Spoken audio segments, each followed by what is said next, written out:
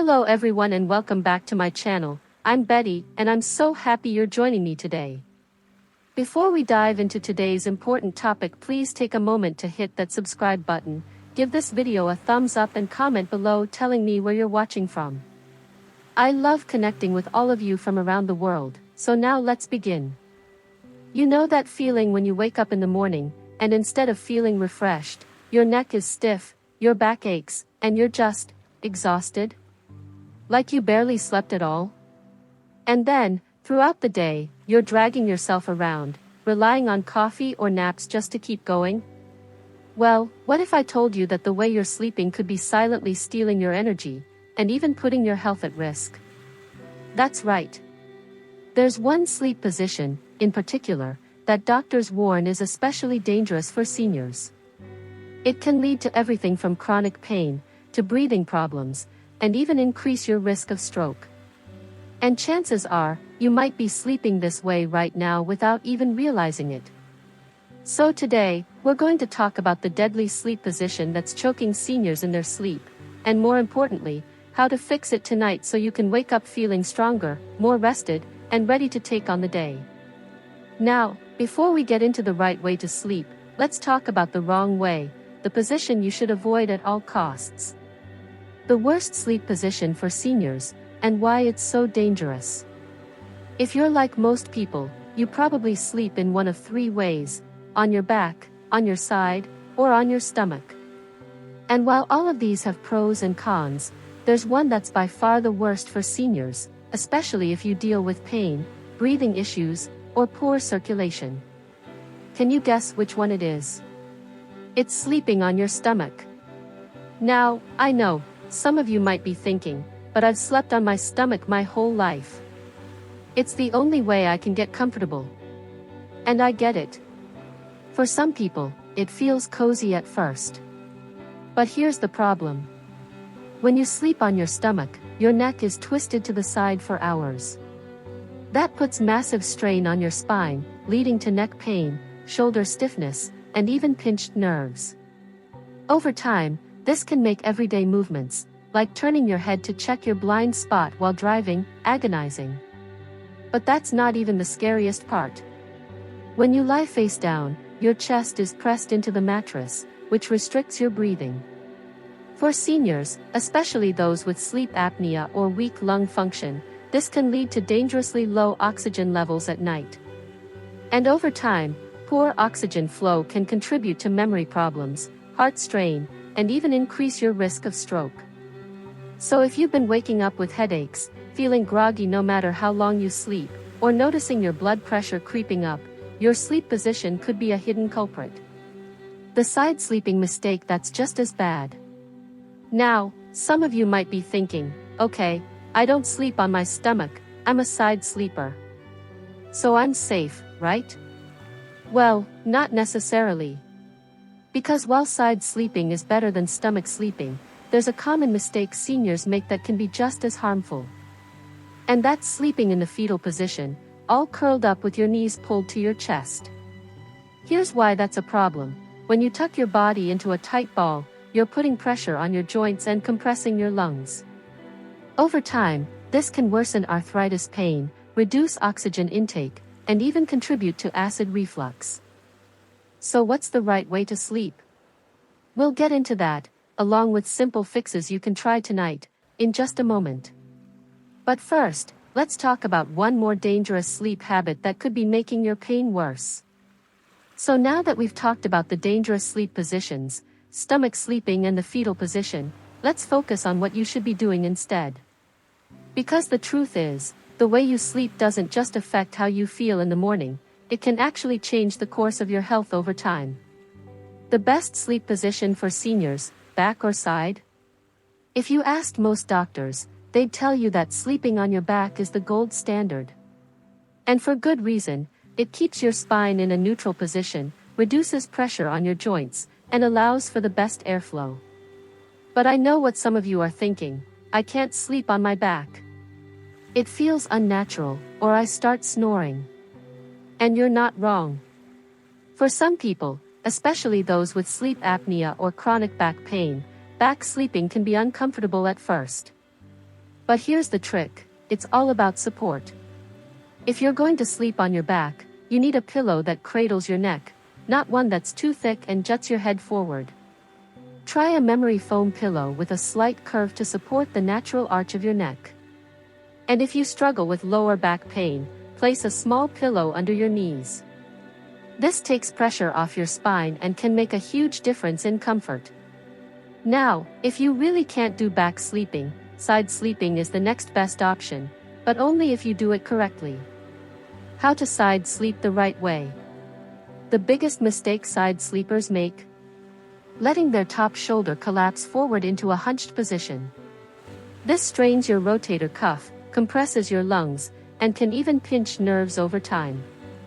Here's how to fix it. Keep your spine straight. Imagine a straight line running from your hips to your head, no curling forward. Place a pillow between your knees. This aligns your hips and prevents lower back strain. Hug a pillow to your chest. This keeps your top shoulder from rolling inward and protects your joints. And here's a pro tip, if you deal with hip pain, try sleeping on the side that doesn't hurt and place a thicker pillow between your knees. This takes pressure off your joints and can help you wake up pain-free. The household item that can improve your sleep tonight. Now, I know changing sleep positions isn't easy, especially if you've been doing it the same way for decades. But here's a little trick to train your body to stay in a healthier position, use a tennis ball. Sounds silly, right? But here's how it works. If you're a stomach sleeper, sew a tennis ball into the front of an old t-shirt and wear it to bed. When you try to roll onto your stomach, the discomfort will naturally push you onto your back or side. It's a gentle reminder to your body, hey, we don't sleep like that anymore. For side sleepers, you can place a pillow behind your back to prevent rolling into the fetal position. Over time, your body will adjust, and you'll start waking up with less pain and more energy. One more hidden danger in your bedroom. Before we move on to the final fixes, there's one more thing in your bedroom that could be sabotaging your sleep, and it's not your mattress or pillow. It's light. Even small amounts of light, from an alarm clock, hallway nightlight, or street lamp outside, can disrupt your melatonin production, that's your sleep hormone. And for seniors, who already tend to produce less melatonin, this can mean more restless nights and less deep, restorative sleep. The fix? Blackout curtains. Even better, try a sleep mask if you can't control the light in your room. Studies show that people who sleep in total darkness fall asleep faster and wake up fewer times during the night. You know, it's funny, we spend so much time worrying about diet and exercise, but we rarely think about how the hours right before bed impact our health.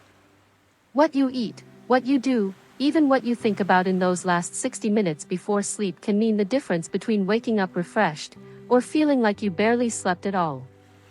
So let's talk about the evening habits that set you up for success, and the surprising foods that could be sabotaging you without you even realizing it. The 60-minute wind down, what to do before bed. Your body loves routine, especially when it comes to sleep. Think about it, when you were younger, you probably had a bedtime ritual without even realizing it. Maybe it was brushing your teeth, reading a book, or listening to quiet music. As we get older, we tend to let those habits slip, and our sleep suffers for it. Here's what you should be doing in that last hour before bed. Swap screens for soft light. The blue light from TVs, phones, and tablets tricks your brain into thinking it's daytime. Instead, try reading a physical book under a warm, dim lamp. If you must use a device, turn on night mode at least 2 hours before bed. Try the 5-5-5 breathing trick. Inhale for 5 seconds, hold for 5 seconds, exhale for 5 seconds. Do this 5 times. It signals to your body that it's time to relax. Soak your feet in warm water. Sounds strange, but research shows warming your feet before bed helps you fall asleep faster. Add Epsom salts for an extra muscle relaxing boost. The bedtime snack that helps you sleep, and the one that ruins it. You've probably heard that drinking warm milk helps you sleep, but did you know there's actual science behind it? Milk contains tryptophan, the same amino acid in turkey that makes you sleepy after Thanksgiving dinner. But here's what really makes it work. Pair it with a small carbohydrate, like a few whole grain crackers. The combo helps tryptophan reach your brain faster. Other great options: a banana with almond butter, magnesium plus healthy fats. Chamomile tea with honey, calming plus slight blood sugar boost. Now, here's what to avoid within 3 hours of bedtime. Alcohol, yes, even that, nightcap, it fragments your sleep. Spicy or acidic foods, heartburn wakes so many seniors up at 3 a.m. Hidden caffeine, chocolate, some pain meds, even decaf coffee has a little. When your sleep problems might be something more serious. Now, I want to take a quick but important detour. If you're doing everything right, sleeping in the proper position, keeping a good routine, but still wake up exhausted every day, there could be an underlying issue. Here are the red flags that mean it's time to talk to your doctor. Gasping or choking sounds, you or your partner notice them. Frequent nighttime bathroom trips, more than 2x per night regularly. Leg jerking or crawling sensations, could indicate restless leg syndrome. These aren't just annoyances, they can be signs of sleep apnea, diabetes, or neurological issues that need proper treatment.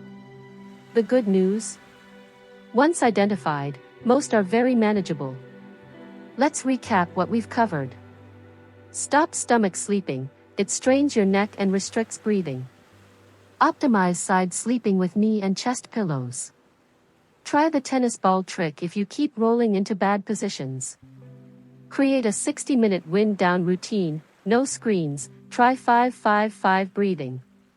Eat sleep-friendly snacks, milk plus carbs, bananas, and avoid sleep saboteurs, alcohol, caffeine.